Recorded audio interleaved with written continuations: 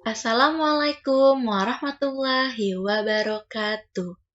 Apa kabar Ananda kelas 4? Alhamdulillah, semoga kalian selalu dalam keadaan sehat dan selalu dalam lindungan Allah. Amin. Masih tetap semangat ya belajarnya walaupun dari rumah. Hari ini kita akan belajar tema 8, subtema 1 dengan muatan pelajaran IPA. Mari kita mulai pembelajaran ini dengan membaca basmalah. Bismillahirrahmanirrahim. Baik, pada pembelajaran sebelumnya yaitu tema 7, kita sudah mempelajari apa itu gaya dan macam-macam gaya. Hari ini kita akan mempelajari gaya dan gerak serta pengaruhnya pada peristiwa di lingkungan sekitar.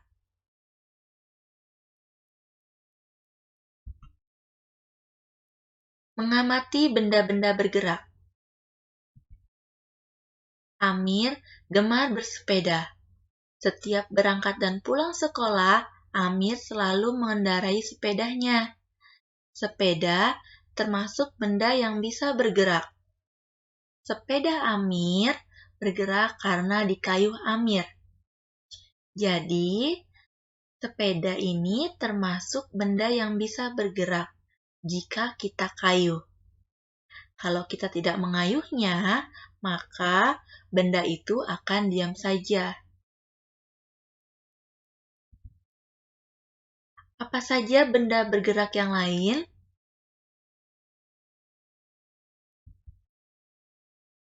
Ya, berikut contoh benda bergerak.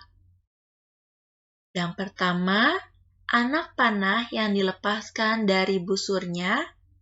Yang kedua, bola yang ditendang.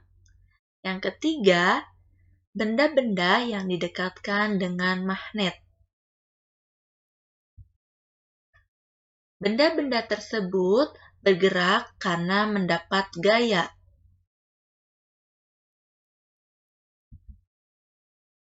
Selanjutnya, pengaruh gaya terhadap gerak benda. Gaya dapat berupa tarikan atau dorongan. Gaya dapat membuat benda diam menjadi bergerak. Gaya juga dapat mempercepat atau memperlambat gerak serta mengubah arah gerak dari suatu benda. Jadi, dapat kita simpulkan bahwa gaya adalah tarikan atau dorongan yang dapat memengaruhi keadaan suatu benda. Sedangkan gerak adalah perpindahan kedudukan suatu benda karena dikenai gaya.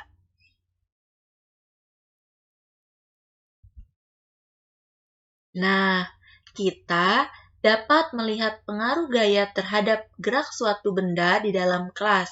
Misalnya, saat memindahkan meja. Siapa di sini yang pernah memindahkan meja di dalam kelas? Ya, pasti kalian pernah melakukan itu ya.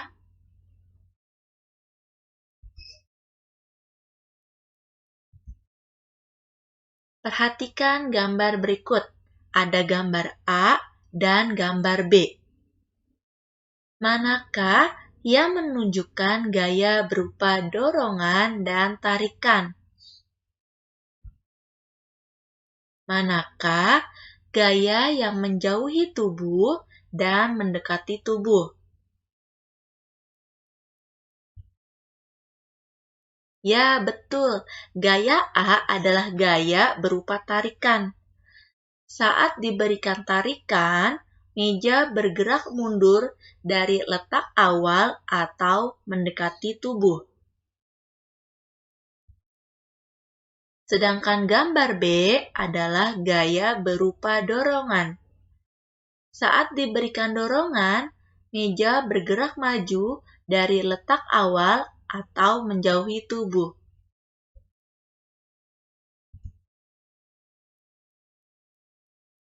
Berikut aktivitas yang menunjukkan gaya berupa dorongan. Yang pertama, mengayuh sepeda. Yang kedua, menekan tombol remote televisi. Yang ketiga, membuat mobil mainan dari plastisin. Yang keempat, melempar bola basket.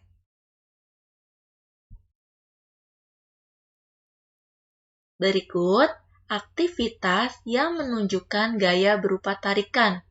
Yang pertama, mengangkat kursi. Yang kedua, menggulung benang layang-layang.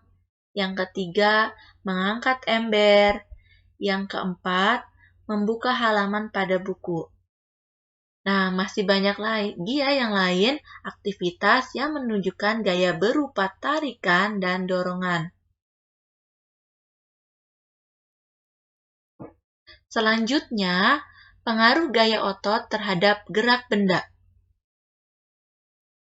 Gaya otot banyak digunakan oleh manusia untuk melakukan aktivitas sehari-hari.